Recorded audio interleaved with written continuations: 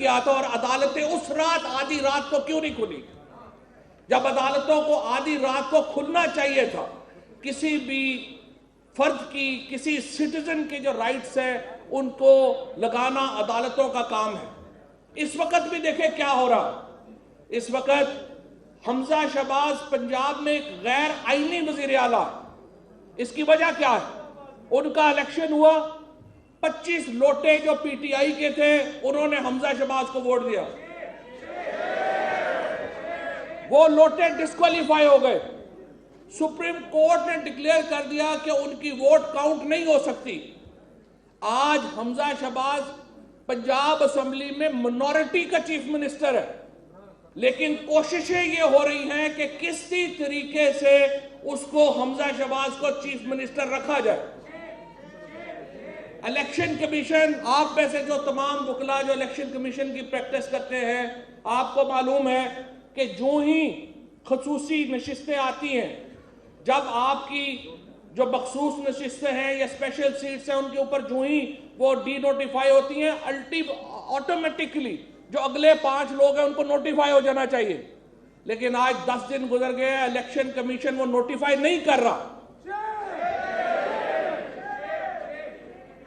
آج Lahore high court میں جو مقدمہ چل رہا ہے حمزہ شہباز کا، میں نے کل بھی کہا کہ لگتا ہے کہ کوئی جائیداد کا سول سوٹ ہے، ختم ہونے میں نہیں آ رہا۔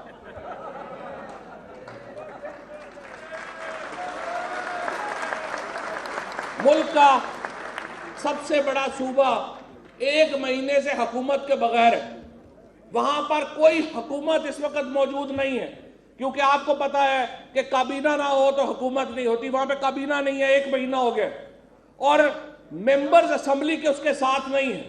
تو میں آج پوچھنا چاہتا ہوں اپنے اداروں سے، خصوصاً اپنی عدلیہ سے، کہ کیا یہ انصاف ہے؟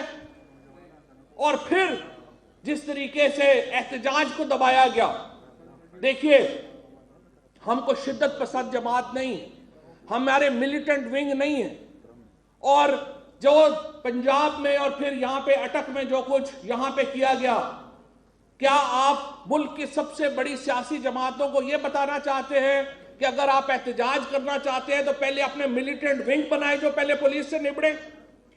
کیا یہ ریاست متحمل ہو سکتی ہے اس رویے کی کہ وہ سیاسی جماعتوں کو مجبور کرے کہ اگر آپ نے احتجاج کرنا ہے تو پہلے اپنے ملیٹنٹ ونگ بنائے؟ کیا ریاست ایسے چل پائے گی؟ تو یہ ذمہ داری کہ آج ہم پرامن احتجاج کر سکے، یہ ذمہ داری کہ پنجاب کے جو پاکستان کا سب سے بڑا صوبہ ہے وہاں پر آئین کے اوپر عمل ہو، یہ کس کی ذمہ داری ہے؟ یہ عدالتوں کی ذمہ داری ہے۔ میں سپریم کورٹ سے اور لاہور ہائی کورٹ سے اور الیکشن کمیشن سے گزارش کرتا ہوں، یہ کوئی بات نہیں ہے، آپ تحریک انصاف کی کوئی بات سننا آپ کے اوپر فرض نہیں ہے، آپ کوئی بات تحریک انصاف کی نہ سنیں، آپ کوئی بات نون لیگ کی نہ سنیں، آپ کوئی بات پیپلز پارٹی کا نہ سنیں، آپ کو صرف ایک صدا سننی ہے اور وہ آئین کی صدا ہے۔ آپ کو آئین کے مطابق فیصلے کرنے ہیں۔ جب آپ آئین کے مطابق فیصلے کریں گے تو آپ کی تحسین بھی ہوگی اور توصیف بھی ہوگی۔ اگر آپ آئین کے خلاف آدھی رات کو عدالتیں کھولیں گے تو پھر تنقید بھی ہوگی، کیونکہ آپ کا سیاسی کردار ہوگا۔ آپ سیاست سے دور رہیں گے، آئین کے قریب رہیں گے، آپ کی عزت ہوگی، اور پاکستان کے وکلاء، پاکستان کے عوام آپ کی عزت کریں گے۔ لہٰذا میری گزارش یہ ہے، جو لوگ ہم سے یہ توقع کرتے ہیں، پرائم منسٹر صاحب نے، عمران خان صاحب نے کیا بات کہی؟ انہوں نے کہا ہم پرامن احتجاج کے لیے جانا چاہتے ہیں۔ ہمارے تمام جلسے اٹھا کے دیکھیے، ہمارے تمام احتجاج اٹھا کے دیکھیے، کروڑوں لوگ عمران خان کے جلسوں میں شریک ہوئے ہیں، کراچی سے خیبر تک ایک گملہ بھی نہیں ٹوٹا۔ ہر جلسے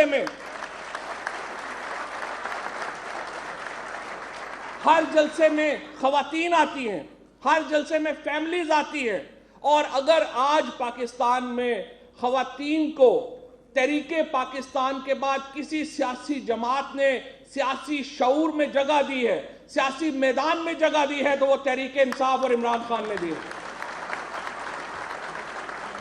ہمارے تمام جلسوں میں بچے آتے ہیں، فیملیز آتی ہیں، پڑھے لکھے لوگ آتے ہیں. ہم کوئی قیمہ کے نان دے کے، قیمے کے نان اور بریانی دے کے تو لوگ نہیں بلاتے. یہ جو لوگ آتے ہیں ہم ان کے لیے کیسے احتجاج کر سکتے ہیں اگر وہ احتجاج پرامن ہو؟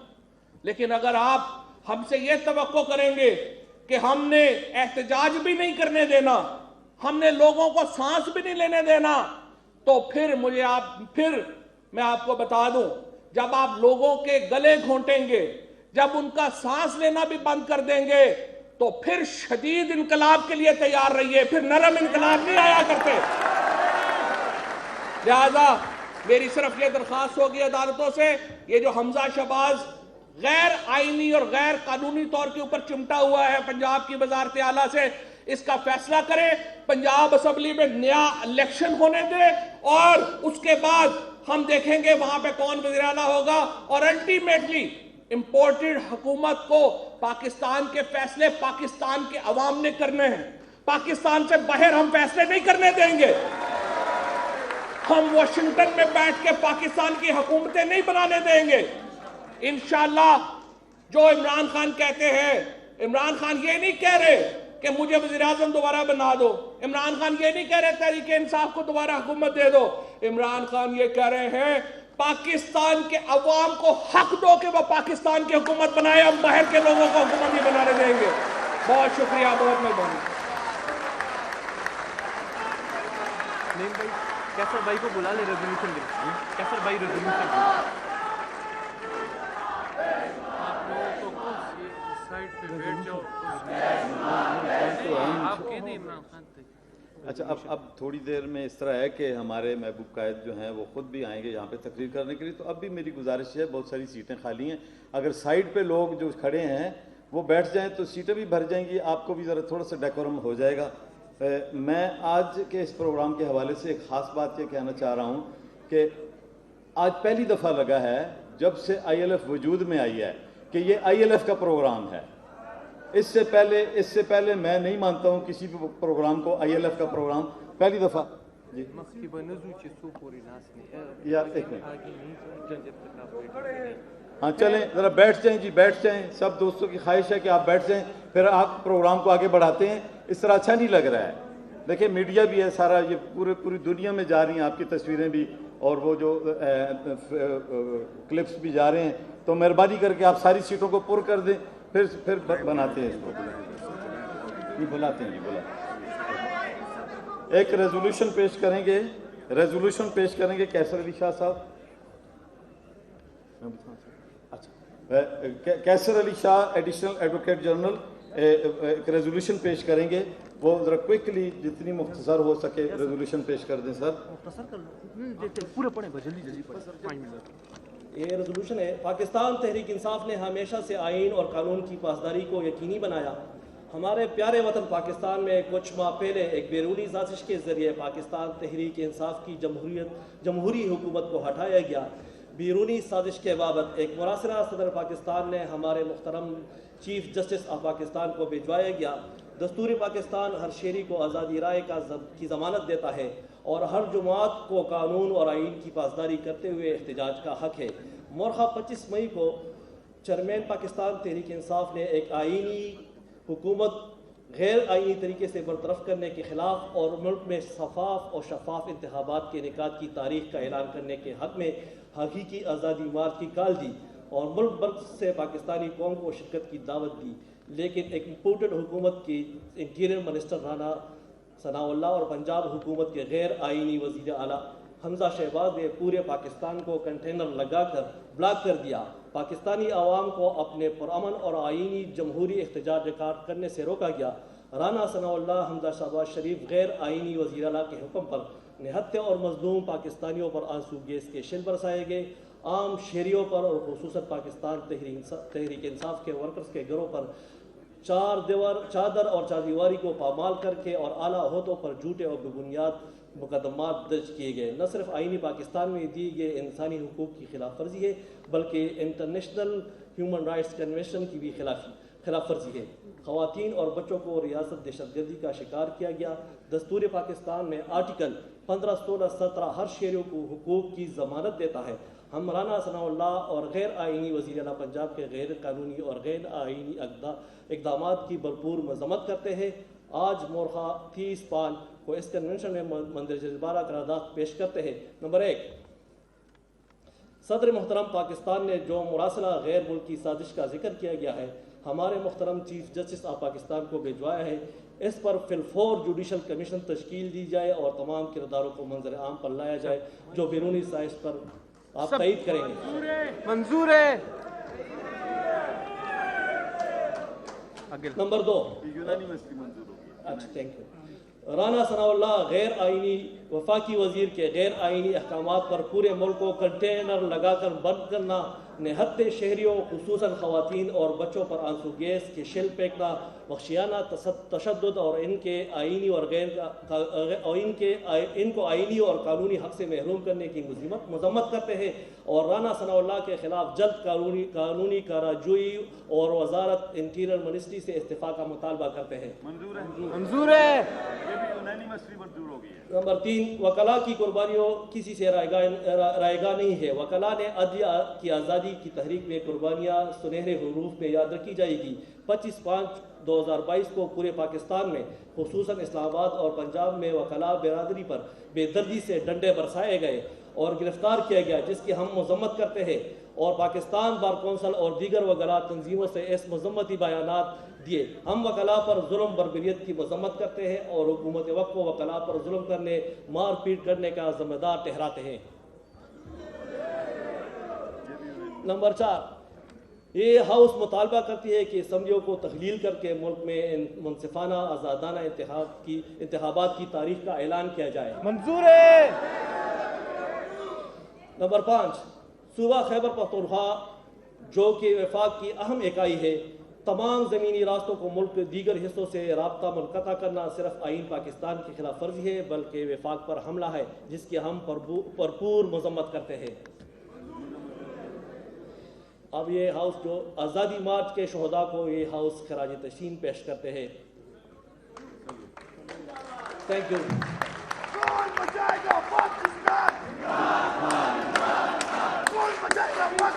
عمران خان نہیں بھائی، بس اب محبوب صاحب کو بلائیں، وزیر اعلیٰ۔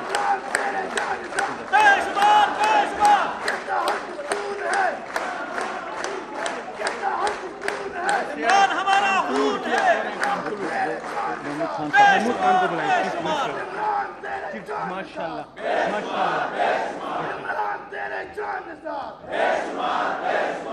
عمران تیرا ایک اشارہ، حاضر حاضر لہو ہمارا، عمران تیرا ایک اشارہ، حاضر حاضر لہو ہمارا، عمران تیرا ایک اشارہ، حاضر حاضر لہو ہمارا، امپورٹڈ حکومت، نا منظور، نا منظور، انعام انعام انعام انعام، بس بس انعام لیٹ دے، انعام انعام، بس بس دے کر بلائیں جی، بلائیں بلائیں بلائیں بلائیں بلائیں۔ مارنے ذرا، میرے خیال میں مارنے مزے کی بات ہے۔ خیر بس، خان صاحب نے آگے جانا ہے، خان صاحب نے آگے جانا ہے، آگے۔ اچھا چلیں جی، آگے بڑھتے ہیں، آگے بڑھتے ہیں۔ بہت شکریہ آپ سب لوگوں کا۔ اب میں اپنے اگلے مقرر کو، کیونکہ دل تو یہ کرتا تھا کہ تمام جتنے بھی ہمارے آئے ہوئے ہیں لیڈران ان سب کو سنیں، لیکن کیونکہ وقت کی تنگی ہے، خان صاحب کو آگے بھی اور سب قائدین کو آگے بھی اور پروگرامز میں بھی جانا ہے، اس لیے پروگرام کو مختصر کرتے ہیں اور بلاتے ہیں ابھی اپنے خیال کے اظہار کے لیے ہم اپنے وزیر اعلیٰ خیبر پختونخوا جناب محمود خان صاحب کو دعوت دیتا ہوں کہ آپ کے اپنے ذریعی خیالات سے ہمیں نوازیں۔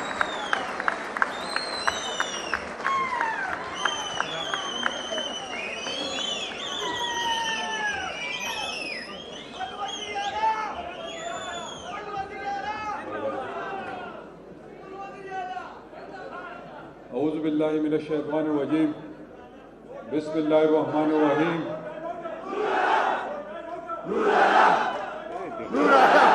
خیر دے، خیر دے، خیر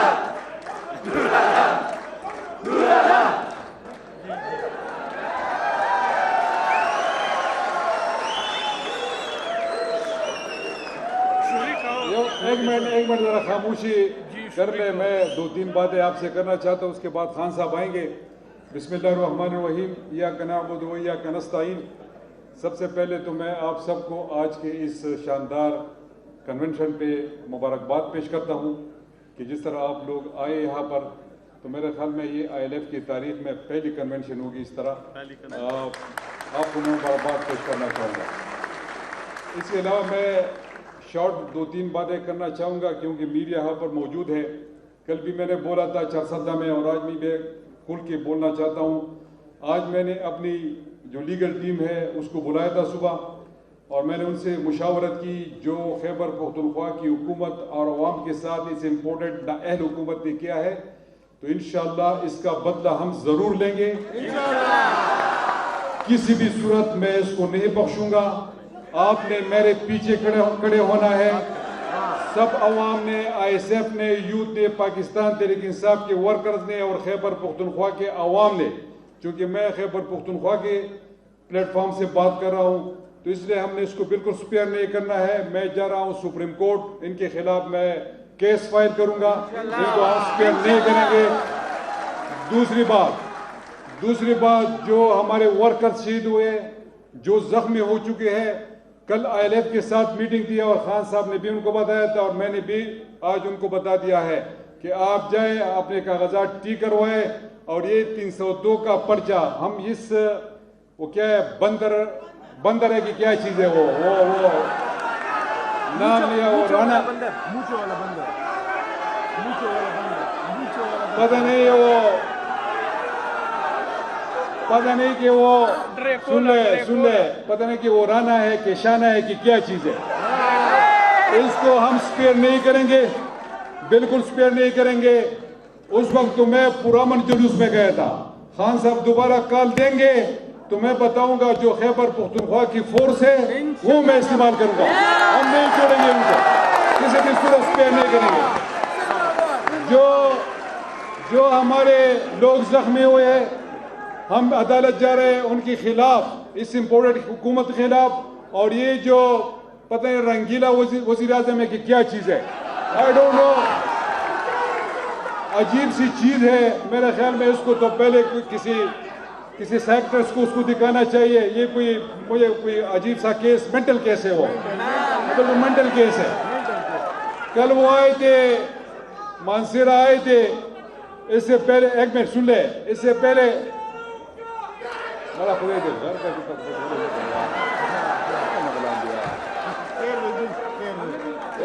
ایک منٹ یار سن لے,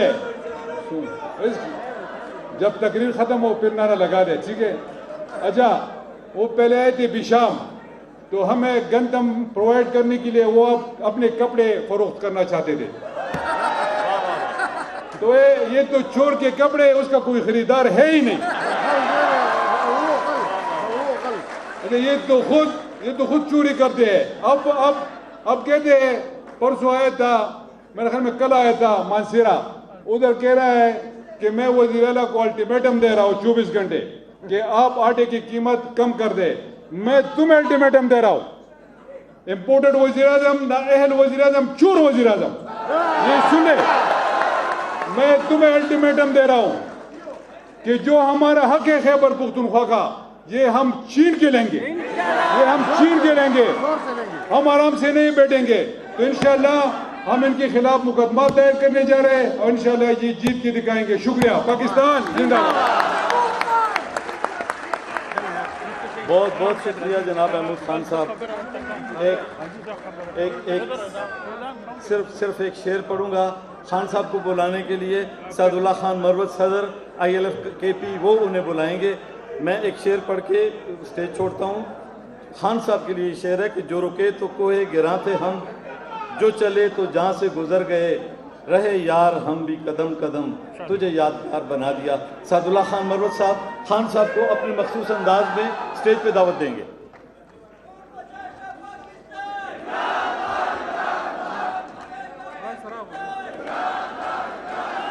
ایک شعر جناب شاکار کو بلا رہے ہیں, شاکار کو بلا رہے ہیں.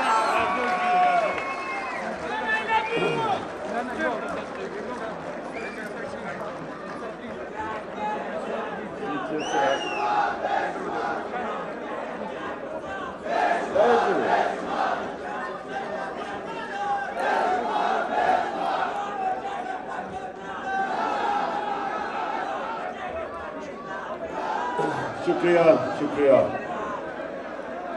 بہت شکریہ. بسم اللہ الرحمن الرحیم. ایاک نعبد و ایاک نستعین. بس بس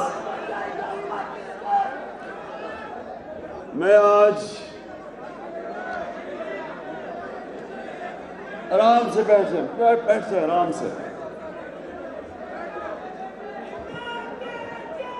بس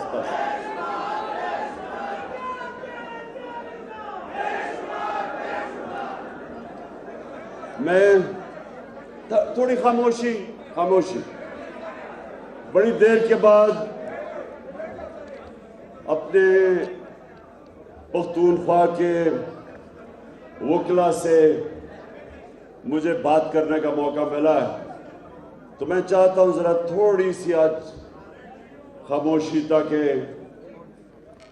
میرا جو ملک ایک فیصلہ کن وقت پہ کھڑا ہے, ایک ڈیفائننگ مومنٹ ہے پاکستان کا. میں اس لیے چاہتا ہوں کہ آپ بڑے غور سے میری بات سنیں کیونکہ آپ کا لیگل فٹرنیٹی کا, وکلا کا اور ہماری عدلیہ کا اس وقت اس ملک کو بچانے کے لیے بہت اہم رول ہے.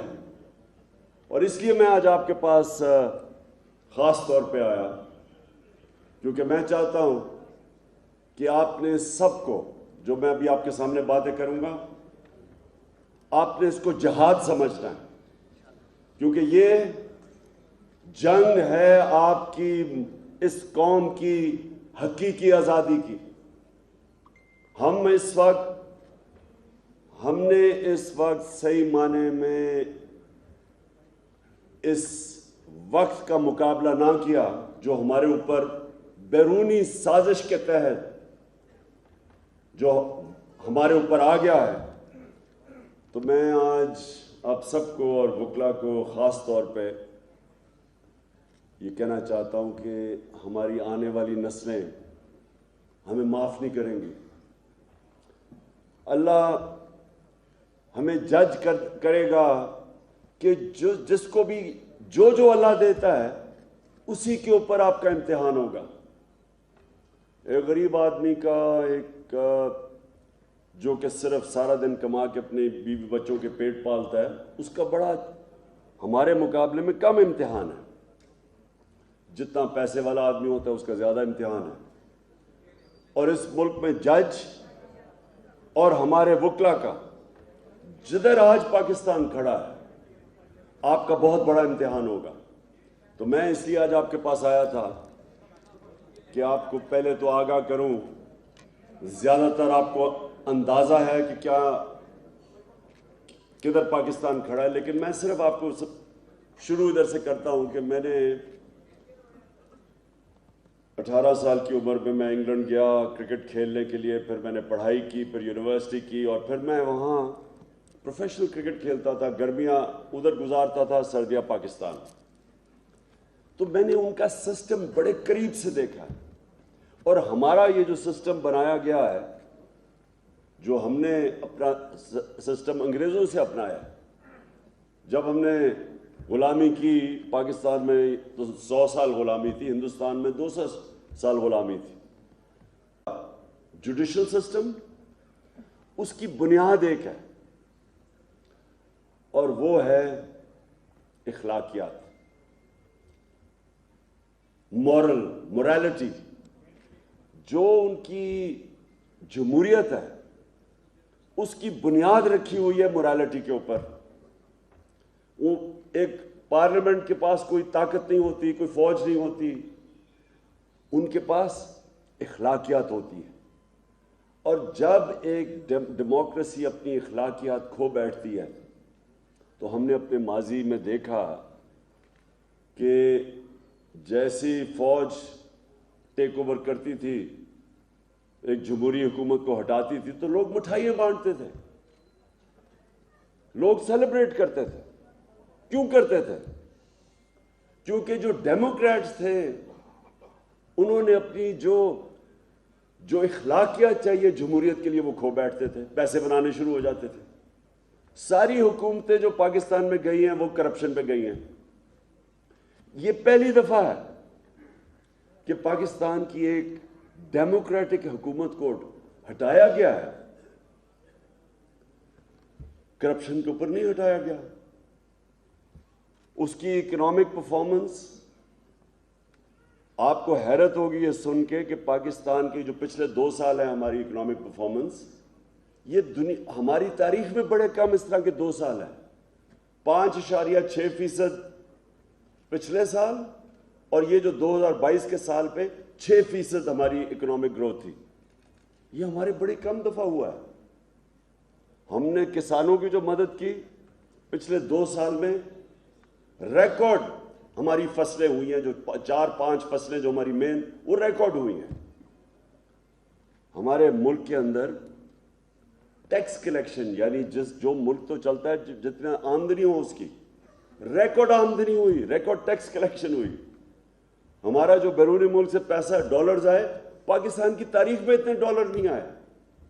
اور اس کی اصل وجہ ہمیں جو اصل مسئلہ پڑا ہوا تھا، جو پچھلے لوگوں نے ڈالرز کے قرضے لیے ہوئے تھے، ان کے اوپر سود دینا تھا باہر. اور وہ مشکل وقت ہم اس طرح برداشت کر گئے کہ بیرون ملک پاکستانیوں نے ریکارڈ ریمیٹنسز بھیجی. کبھی پاکستان کی تاریخ میں اتنا پیسہ نہیں آیا، اور ہماری ایکسپورٹس بھی ریکارڈ ہو گئی. کبھی پاکستان میں اتنی ایکسپورٹس نہیں. اصل میں ہمارا مسئلہ سب سے بڑا یہ کہ ملک آگے اس لیے نہیں بڑھا، خوشحال اس لیے نہیں ہوا، اور ملک ہمارے سے آگے نکل گئے کیونکہ ہم نے کبھی ایکسپورٹس پہ توجہ نہیں دی.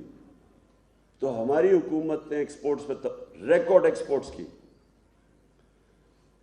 تو حکومت جب ہٹائی گئی تو پاکستان تو ایک بڑے مشکل وقت سے نکل کے آگے جا رہا تھا. جو کرونا، ایک صدی میں ایک دفعہ اتنا بڑا بحران آتا ہے جو کرونا وائرس کا آیا ساری دنیا میں، تو پاکستان تو وہ ملک تھا جو 190 ملکوں میں گنا جاتا ہے ٹاپ 5 ملک میں جنہوں نے سب سے بہتر کرونا وائرس سے ڈیل کیا.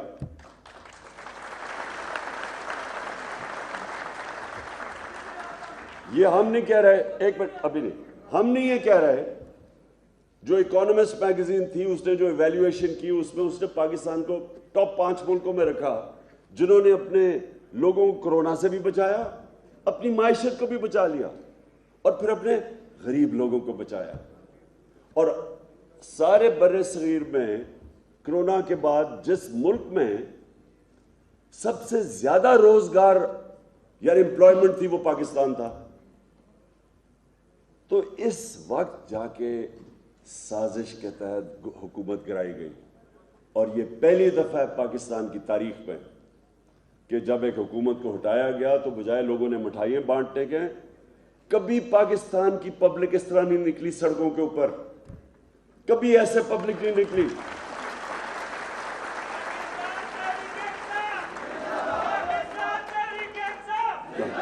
اور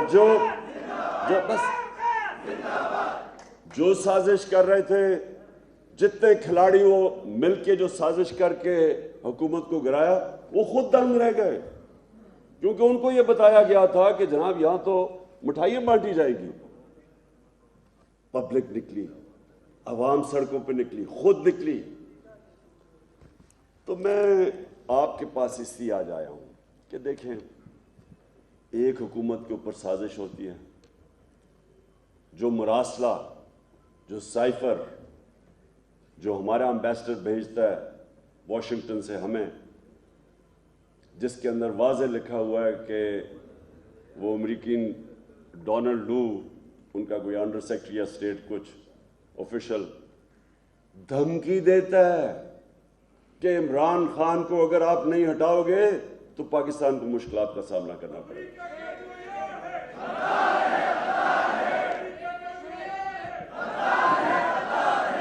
اور پھر کہتا ہے کہ اگر تم نے اس کو ہٹا دیا نو کانفیڈنس کے تحت تو ہم پاکستان کو معاف کر دیں گے. تو یہ میں اب ادھر سے میں آپ سب کے سامنے اس لیے یہ کہتا ہوں کہ میں نے تو دنیا دیکھی ہوئی ہے، میں جو انگلینڈ برٹش سسٹم سارا دیکھا ہوا ہے، میں تو وہاں جانتا ہوں کہ ان کی کیا ملکوں کی فورن پالیسی کیا ہوتی ہے. کسی ملک کی جرت ہے کہ آفیشیل میٹنگ تھی یہ ان آفیشیل میٹنگ نہیں تھی, نوٹ ٹیکر سے دونوں طرف منٹس تھے. جو مراسلہ ہے وہ آفیشیل میٹنگ کا ہے. تو جب میں وہ دیکھتا ہوں تو آپ سوچیں کہ میں دیکھ رہا ہوں کہ پرائم منسٹر تو میں ہوں, چیف ایگزیکٹو تو ملک کا میں ہوں, تو یہ کس کو کہہ رہا ہے کہ اس عمران خان کو ہٹا دو؟ تو بہرحال میں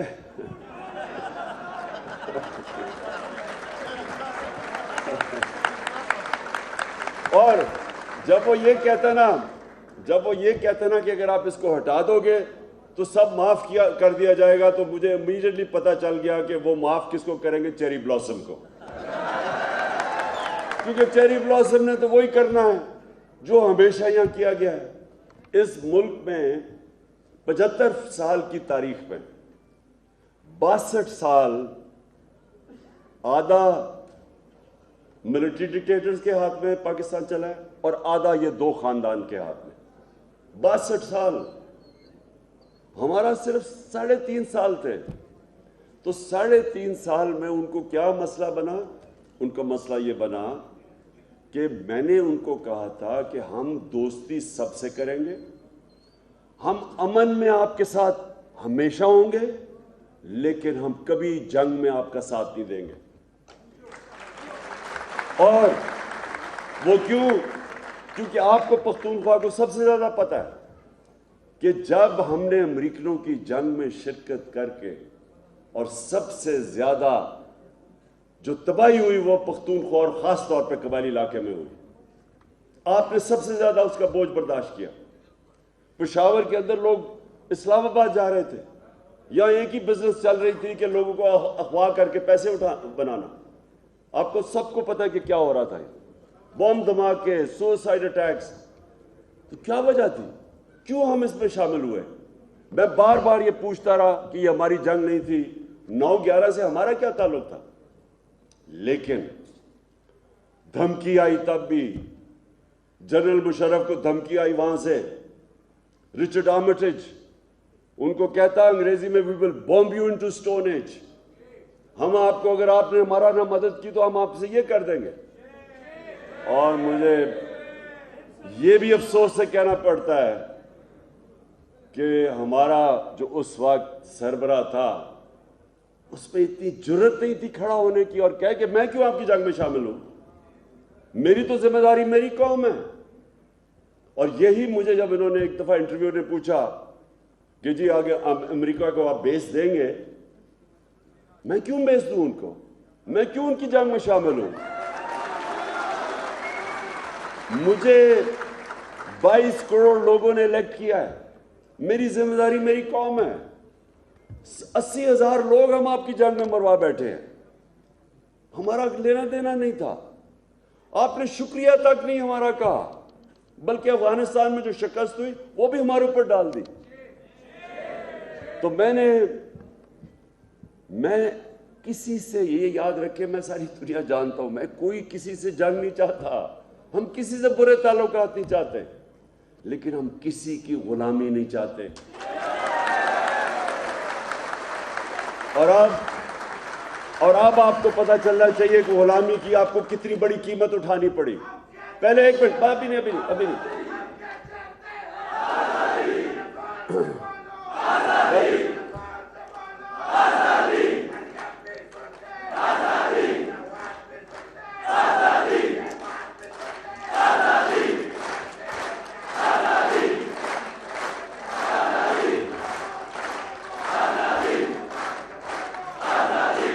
انشاءاللہ.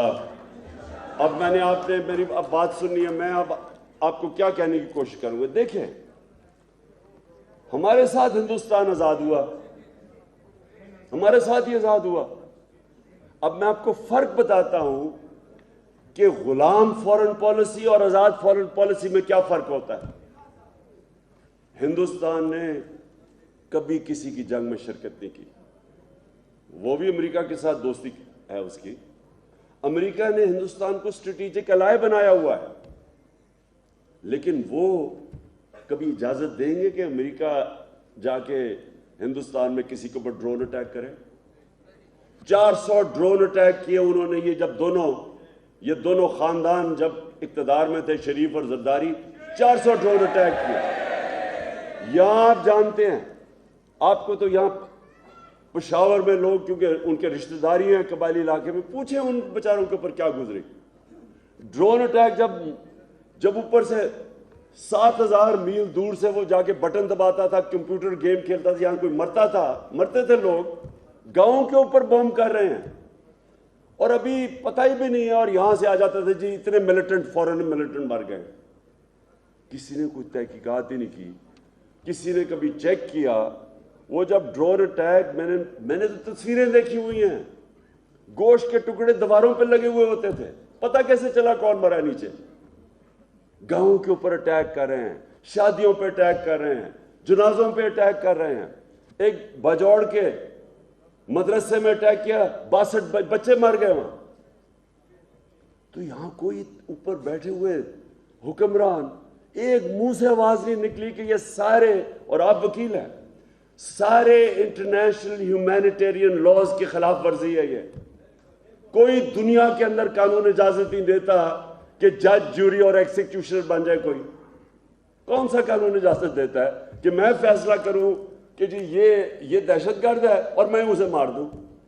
میں نے کئی دفعہ بولا, میں نے کہا مجھے یہ بتاؤ, ہمارا سب سے بڑا دہشت گرد جس نے ہزاروں لوگوں کو قتل کروایا ہے وہ الطاف حسین لندن میں بیٹھا ہے, اگر ہم اس کے اوپر ڈرون اٹیک مار دیں تو اجازت دو گے ہمیں؟ اور اگر تو آپ یہی کہیں گے نا کہ نہیں جی ہماری عدالت میں جاؤ اور ثابت کرو وہ دہشت گرد ہے. تو میں کہا ہم, وہ انگریزی کا فریز ہے کہ are we children of a lesser God, کیا ہم کوئی وہ ہیں جو کہ آپ سے کم ہیں, یا ہم کوئی آپ کے غلام ہیں؟ ہم کیا ہیں؟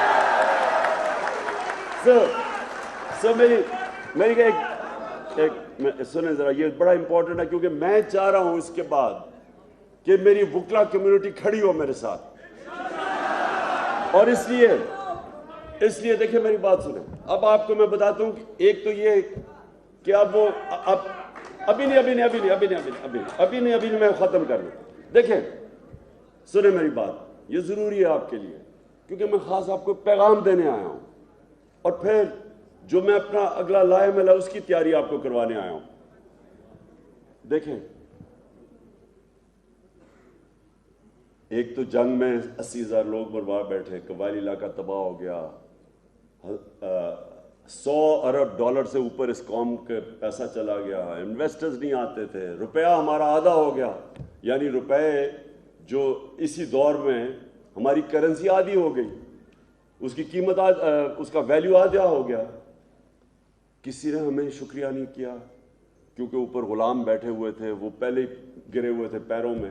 کسی نے پروٹیسٹ نہیں کیا. میں اکیلا, آپ کو یاد ہوگا میں نے دھرنے دیے, میں نے نیٹو کا سپلائی بلاک کیا ڈرونز کے اوپر, میں نے وزیرستان مارچ کی.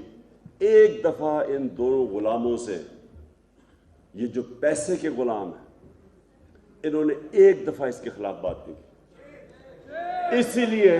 اسی لیے ان کو پھر سے لے کے آئے ہیں کیونکہ انہوں نے ہر بات ان کی ماننی ہے.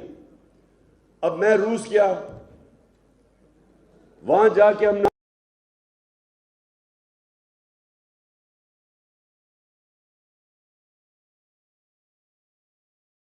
گندم لینی تھی کیونکہ ہمیں 30 لاکھ ٹن گندم اور لینی ہے. ہندوستان نے اسٹریٹجک ایلائی ہے, امریکہ کا اسٹریٹجک ایلائی ہے, کوڈ کا حصہ ہے. تو ہندوستان جو کوڈ کا حصہ ہے وہ سستا تیل منگوا رہا ہے روس سے, اور اس نے 25 روپے اپنے تیل کی قیمت کم کر دی ہے, پٹرول کی اور فضل الرحمان کی قیمت کم کر دی ہے.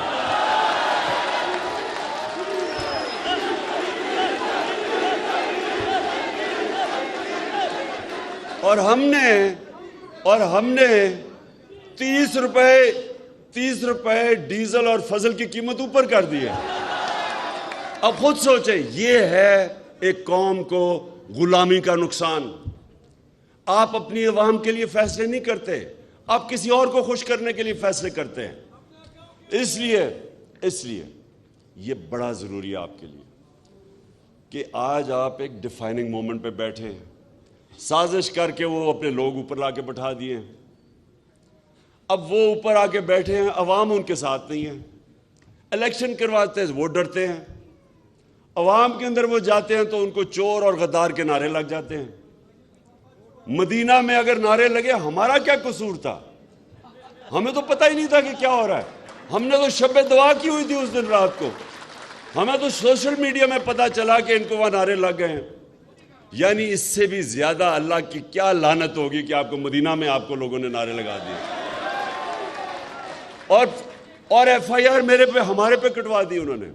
کیونکہ یہ اچھا سنیں, آپ دیکھیں, سب سے پہلے یہ جو اگلا وقت ہے اب آپ کے لیے سمجھنے والا. دیکھیں, جو پاکستان کا نعرہ تھا نا, پاکستان کا مطلب کیا؟ لا الہ الا اللہ کو خدا کے واسطے سمجھیں. میں کئی دفعہ حیران,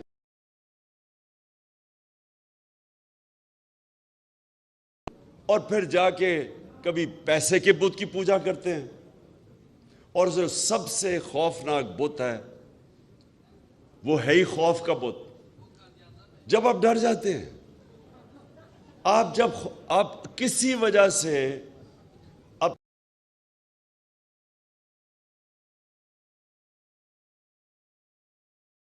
یہ بہت بڑا خوف ہے, میری نوکری نہ چلا جائے. نوکری نہ چلا جائے, ہم غلامی کرتے رہتے ہیں. ہم اپنے ضمیر کو مار دیتے ہیں. ضمیر کی آواز نہیں سنتے کہ جی میری نوکری نہ چلی جائے. پھر میں جب سیاست میں, جب ان چوروں کے خلاف میں تو 26 سال سے جہاد کر رہا ہوں, تو مجھے کہنے جی یہ جی بڑے گندے ہیں, آپ کو نہیں پتا, یہ کسی کے گھر چادر نہ چار دیواری نہ گھروں میں. مجھے عام کہتے تھے کہ جی آپ کی فیملی کو نہیں چھوڑیں گے. انہوں نے تو بے نظیر اور اس کی والدہ کی بری تصویریں انہوں نے لاہور کے اوپر پھینکی ہوئی ہیں. یہ تو رکتے کسی چیز پہ نہیں ہے, اور اس میں کوئی شک نہیں. ان سے زیادہ غلیظ اور گھٹیا لوگ میں نے کبھی زندگی میں نہیں ملا جتنے یہ خاندان ہے, یہ شریف خاندان, اوپر سے لے کے نیچے.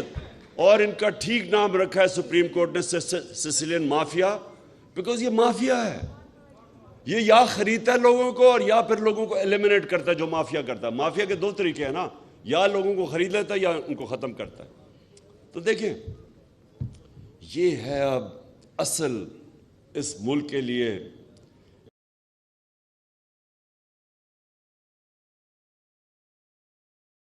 خوف سے اب آپ کو ڈرائے گا, خوف سے آپ کو غلام بنائے گا. 4000 انگریزوں نے سارے بر صغیر کے اوپر حکومت کی. 4000 انگریز تھا یہاں. خوف کی وجہ سے انہوں نے جو 1857 کے اندر جب قوم کھڑی ہوئی آزادی کے لیے, تو انہوں نے اتنا ظلم کیا ان کے اوپر کہ اس وقت وہ خوف کی وجہ سے بیٹھ گئی. بڑی دیر لگی پھر کھڑے ہونے میں, تو اور 100 سال غلامی کرنی پڑی. یہ بھی خوف کا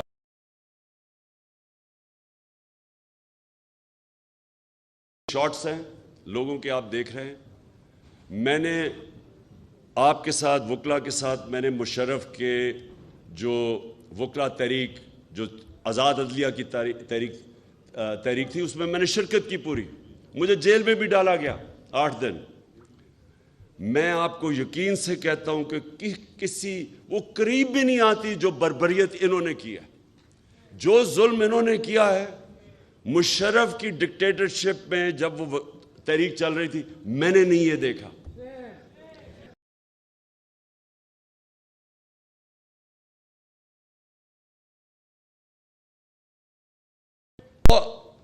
چلے آپ عورت پولیس کو, مرد پولیس والے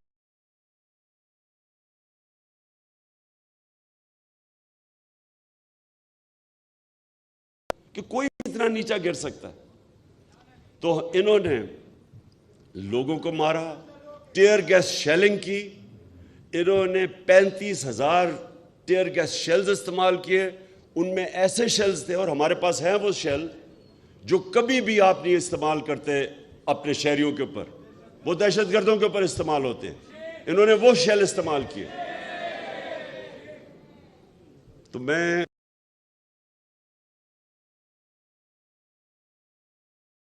کہ بالکل ان کو ان کے اوپر کیس سپریم کورٹ میں بھی جانا چاہیے, کیس کرنا چاہیے. یہ ایک تو یہ رانا ثناءاللہ قاتل, کیونکہ اس نے 22 قتل کیے ہوئے ہیں.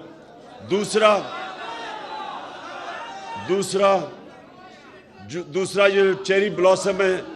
اور جتنا, ایک اور چیز سن لیں, جتنا بزدل آدمی ہوتا ہے اتنا ہی ظالم ہوتا ہے. یہ میری زندگی کا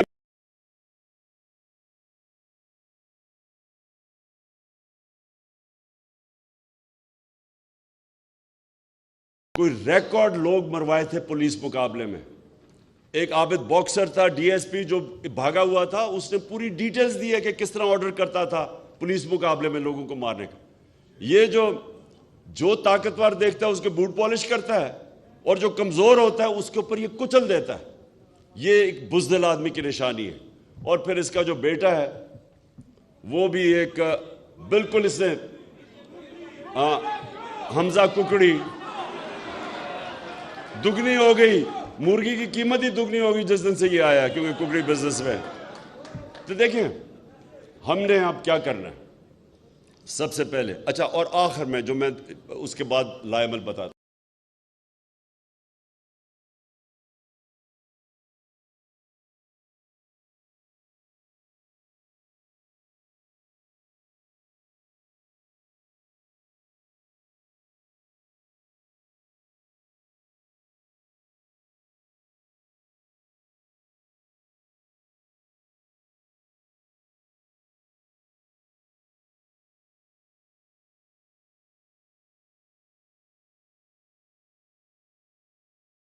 یعنی قانون کے اوپر کوئی نہیں ہے.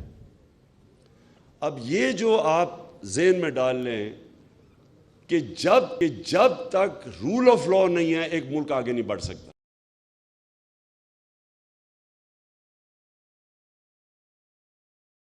کنٹینشن یہ ہے کہ امیر اور غریب ملکوں میں فرق ہی ایک ہی فرق ہے, رول آف لا. جو ملک اپنے طاقتور مجرموں قانون کے نیچے لے آتا ہے وہ خوشحال ہو جاتا ہے.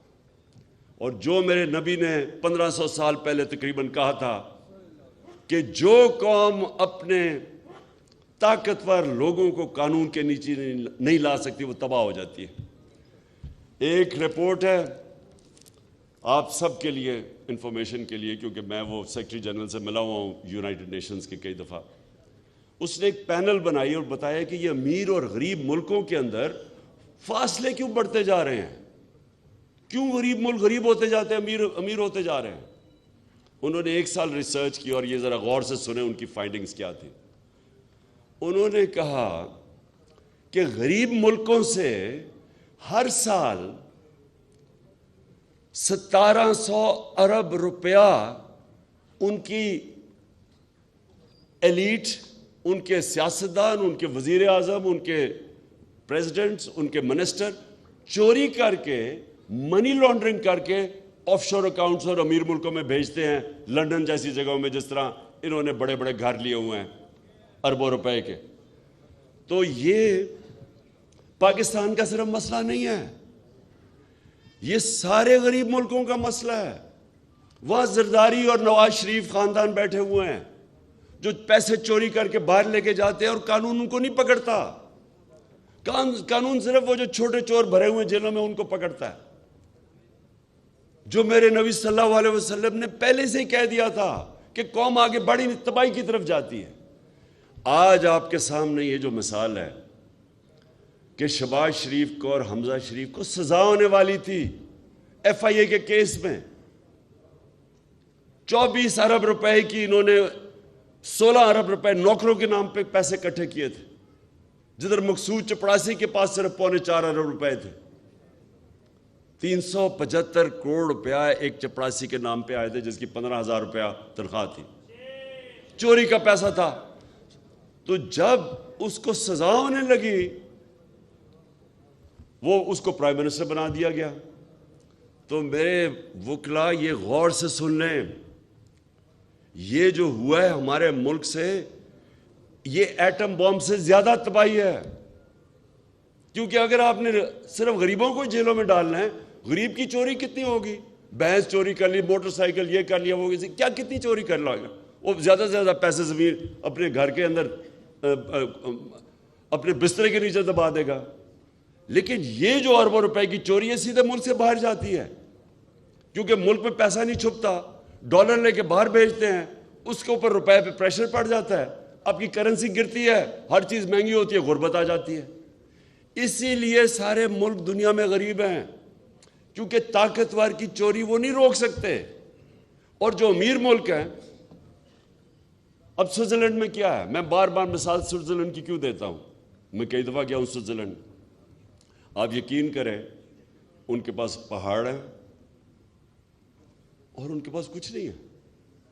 میں آپ کو یقین دلاتا ہوں, کیونکہ میں نے سوئٹزرلینڈ بھی گیا ہوں اور میں سارا اپنا یہ پختونخوا کے اور ناردرن ایریاز دیکھے ہوئے ہیں. جو خوبصورتی اس اللہ نے اس ملک میں پہاڑوں کی خوبصورتی دی ہے, میں نے دنیا میں نہیں کہیں دیکھی. لیکن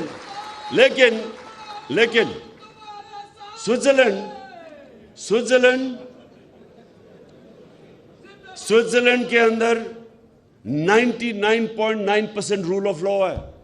جو رول آف لا انڈیکس ہے, یعنی کہ قانون کی بالادستی, وہ 99.9% ہے. اور آپ مسلمان ملکوں کا دکھائیں جو کہ ہم ہیں اس عظیم نبی صلی اللہ علیہ وسلم کی امت, جن کا حکم ہے رول آف لا قائم کرو, مسلمان ملکوں کا 20% سے بھی کم ہے رول آف. اور یہ جو کرنے جا رہے ہیں آپ, یہ جو چور اوپر بٹھا دیے ہیں, یہ رول آف لا کی دھجیاں اڑیں گی. اب پہلے آتے ساتھ ہی ایف آئی کے وہ آفیسرز کو ریموو کیا. آج میں وہ پروسیکیوٹر, وہ ایک ٹی وی چینل پہ انٹرویو آ رہا ہے اس کا, جو ذوالقرنین پروسیکیوٹر تھا ایف آئی اے کا, اس نے کہا مجھے روکا گیا. ابھی ہماری حکومت تھی, سوچیں حکومت میری ہے اور پروسیکیوٹر کو روکا گیا شہباز شریف کے کیسز کے اوپر. اس نے انٹرویو دیا. ابھی کس نے روکا اسے؟ میں چیف ایگزیکٹو تھا, یہ روک کون رہا تھا اس کو روکا گیا. ان کے اوپر کیس نہیں کرنے دیے, ان کو بچایا گیا اور پھر ان کو اوپر مسلط کیا. اور اس نے اوپر آ کے کیا کیا؟ سب سے پہلے ایف آئی اے کا صفایا کیا. جو لوگ انویسٹیگیٹر کر رہے تھے ان کو فارغ کر دیا. وہ جو ڈاکٹر رضوان ہے اس نے اس کا بھی مینشن کیا, اس کے اوپر پریشر ڈالا. دوسرے بیچارہ جو انویسٹیگیٹر تھا, میرے خیال میں اس کا نام اصغر تھا, اس کو ہارٹ اٹیک ہو گیا. تو پہلے تو یہ سمجھ جائیں کہ یہ لوگ اگر اوپر بیٹھ گئے تو اس ملک کی اصل تباہی ہے, کیونکہ رول آف لا ختم ہو جائے گا. اور میں اس لیے اپنے وکلا آپ کو اور اپنی عدلیہ کو کہنا چاہتا ہوں کہ آپ کو تاریخ معاف نہیں کرے گی اس وقت. آپ, کیونکہ آپ کا کام ہے رول آف لا, آپ نے اس کو اپہولڈ کرنا ہے. یہ آپ کو, یہ ملک معاف نہیں کرے گا, آپ کے بچے آپ کو معاف نہیں کرے گے اگر آپ نے آج سٹینڈ نہ لیا. اور سٹینڈ سب سے پہلے ہمارے سپریم کورٹ کو لینا ہے. اور مجھے خوشی ہے کہ انہوں نے بلا لیا ان کے کیسز, شریفوں کے کیسز. اب سپریم کورٹ خود مانیٹر کرے, مانیٹرنگ جج بنائے. اور اگر ہم نے یہ نہ کیا تو میری ایک بڑی عاجزی سے میں ایک ریکویسٹ کر رہا ہوں کہ پھر پاکستان کے جیل کھول دیں. وہ بیچارے غریب لوگوں کا کیا قصور ہے, چھوٹی چھوٹی چوریاں, ان کو باہر چھوڑ دے, باہر جیل کھول دے پاکستان. اگر ان چوروں کو, ڈاکوؤں کو نہیں پکڑنا تو وہ بیچارے, ان کے تو ایک گھر والا کمانے والا اگر وہ چوری کر کے بھی کما رہا ہے, وہ گیا تو پیچھے تو رہتا کچھ نہیں ہے, وہ رول جاتی ہے فیملی. تو یہ جو اتنے بڑے بڑے مگرمچھوں کو اگر آپ نے نہیں پکڑنا تو خدا کے واسطے ظلم نہ کریں, کیونکہ حضرت علی رضی اللہ تعالیٰ کا قول ہے کہ کفر کا نظام چل جائے گا لیکن ظلم ناانصافی کا نظام نہیں چل سکتا. یہ نظام نہیں چل سکتا. اس لیے میں آپ کو بتاؤں کہ میں اب پہلے تو اپنے سپریم کورٹ کے پاس ہم نے انشاءاللہ کل ہمارا کیس لگے گا وہاں، اور ہم ان سے سپریم کورٹ سے اب رولنگ لے رہے ہیں کہ بتائیں کہ ہمارا ڈیموکریٹک رائٹ ہے یا نہیں پرامن احتجاج کا. ہمارا کیا ہم اس ملک میں اگر یہ ڈیموکریسی ہے اور ابھی آرٹیکل 14-15 کانسٹیٹیوشن کے کوٹ کیے گئے ہیں، right to assembly, right to movement, اور کس بیسس کے اوپر انہوں نے ہمیں روکا تھا، کیسے روک سکتے ہیں پختونخوا کے چیف منسٹر کو اور گلگت بلتستان کے چیف منسٹر کو کیسے روک سکتے ہیں؟ کس قانون کے تحت انہوں نے روکا؟ ہاں، یا تو ہماری کوئی تاریخ ہو انتشار کی، ہماری تو ہم نے تو 126 دن کا دھرنا دیا، ساری دنیا کے سامنے دیا ہے. اور میں اس دن جس دن ہم وہاں پہنچے ہیں ڈی چوک، میں نے اس دن صرف اس لیے دھرنا نہیں دیا، رکا نہیں میں وہاں، صرف ایک وجہ سے، کیونکہ جس طرح کی انہوں نے بربریت اور جس طرح کی شیلنگ کی، جو لوگوں کو غصہ تھا اس وقت، مجھے خوف یہ تھا کہ یہ اب انتشار کی طرف جائے گا. انہوں نے وہاں لڑائی ہونی ہے، وہاں خون ہونا ہے، لوگوں نے مرنا ہے، پولیس کے خلاف مزید نفرت بڑھے گی، پولیس کے خلاف اور جو انہوں نے پنجاب پولیس سے کروایا اس کے خلاف نفرت بڑھے گی، فوج کے خلاف کیونکہ رینجرز نے بھی وہاں شیلنگ کی تھی. میں اپنے ملک کو یہ نہیں چاہتا تھا کہ تقسیم ہو، انتشار ہو، بٹے، دشمنوں کا فائدہ ہو. اس لیے میں نے فیصلہ کیا کہ جدھر میں آج پہنچ گیا ہوں، اگر میں اس سے آگے گیا تو میرے ملک میں تباہی مچے گی، اس لیے میں رک گیا. تو میں آج سپریم کورٹ کو کہہ رہا ہوں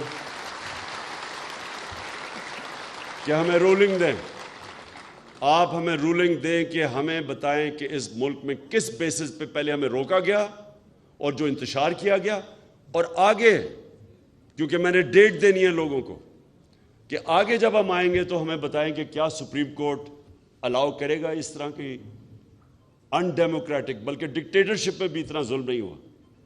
اگر سپریم کورٹ ہمیں پروٹیکشن دیتا ہے تو وہ ایک ہماری اسٹریٹجی ہے. اگر وہ نہیں پروٹیکشن دیتا، پھر میں آج آپ سب کے سامنے کھڑا ہو کے یہ کہہ رہا ہوں کہ پھر میری دوسری اسٹریٹجی ہوگی، اور وہ اسٹریٹجی ہوگی پھر کہ جو بھی یہ رکاوٹیں پیدا کریں گے ہم پھر پلان کر کے جائیں گے. ابھی تیاری ہم نے کی نہیں تھی، اس باری تو ہم نے تیاری نہیں کی تھی.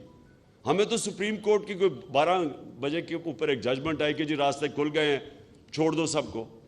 ہم تو اس لیے ہم بالکل یعنی نہاتے کا ورڈ غلط ہے، یعنی ہم بالکل انپریپیئرڈ جا کے پھنس گئے.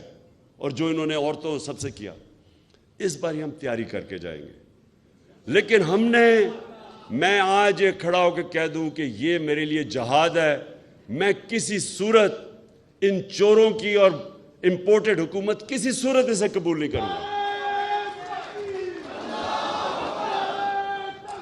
میں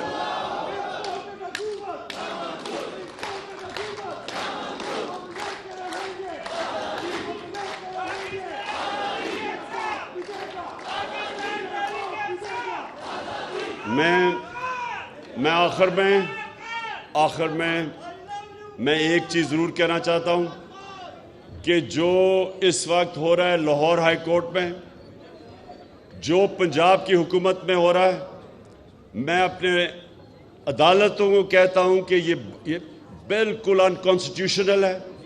بچانے کی کوشش کی جا رہی ہے ایک چیف منسٹر کو جو میجورٹی کھو بیٹھا ہے جب وہ ڈسکوالیفائی ہوا تھا، اور الیکشن کمیشن کو.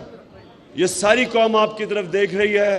لوگ انصاف چاہتے ہیں، لوگ چاہتے ہیں کہ پنجاب کے اندر یہ جو آپ نے یہ حمزہ ککڑی کو بٹھایا ہوا ہے اس کو ہٹایا جائے، رولنگ دیں، ڈسکوالیفائی کریں، اور ایک ہی طریقہ اس ملک کو اس بحران سے نکالنے کا فری اینڈ فیئر الیکشنز کروائیں. پاکستان زندہ باد.